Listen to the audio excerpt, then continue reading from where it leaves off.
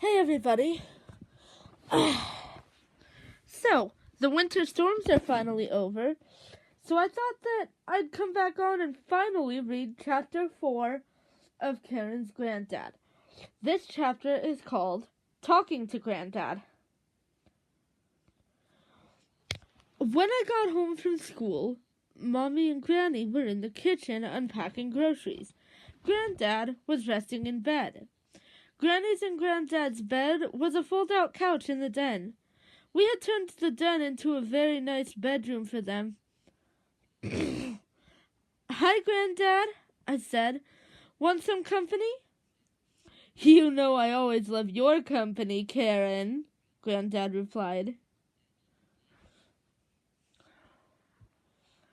"I am going to ask Mommy if I can have my after-school snack in here.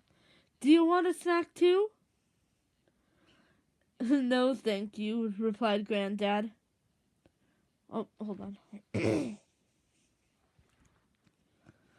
"No, thank you," replied Granddad. "I am not too hungry these days." I washed up while Mommy made me a snack of peanut butter on crackers and apple juice. She said I could bring it to Granddad's room. Granddad was resting with his eyes closed. I looked around while I ate my snack. The room was small.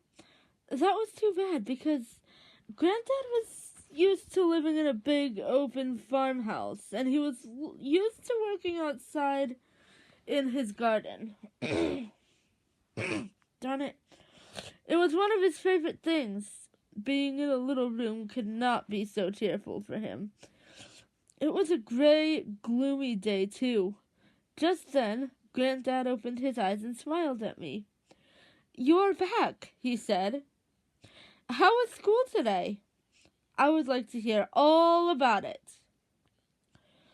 "Well, first of all, Natalie got to take attendance instead of me because it was her turn."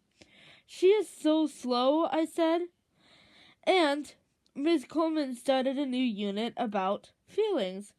Our homework assignment is to bring in a book that is about a feeling or feelings." "That sounds like a very good unit," said Granddad.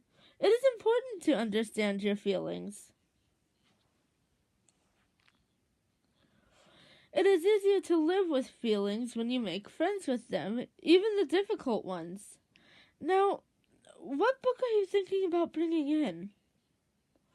"I have not decided yet," I replied. "I like The Rabbit's Wedding a lot." "We read that book together," said Granddad, "but I am not sure if I can remember the story."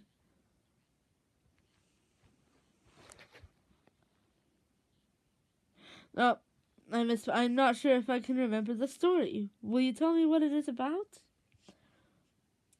"I have read the book a lot of times and know it very well."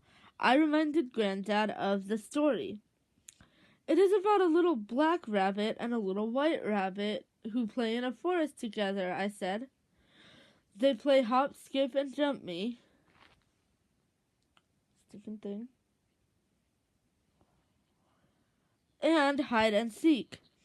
They play jump the daisies and run through the clover. They have fun and are happy. Only sometimes the little black rabbit gets sad. He wishes he could be with the little white rabbit forever and ever. Do you remember the rest, Granddad?" "I would like you to tell it to me," Granddad replied. "Well, the little white rabbit tells the little black rabbit to wish very, very hard for them to be together always. They tuck dandelions behind their ears. Then the other animals from the forest come and dance a wedding dance around them because the rabbits are happy and in love," I said. "Ah, yes, I remember it now. It is about feeling happy, sad, and in love," said Granddad.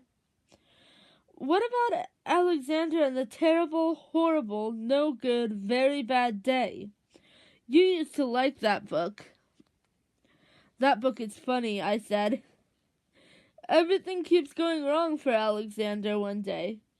He feels so grumpy. He keeps saying he is going to move to Australia. But his mom says things can go wrong in Australia, too.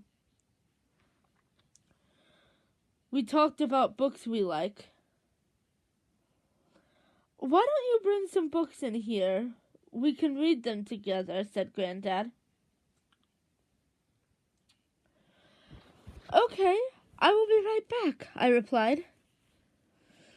I came back with just one book. I knew it was the one I wanted to share. It was The Velveteen Rabbit. And that is Chapter 4, Talking to Granddad. Hope you guys enjoyed this. Bye.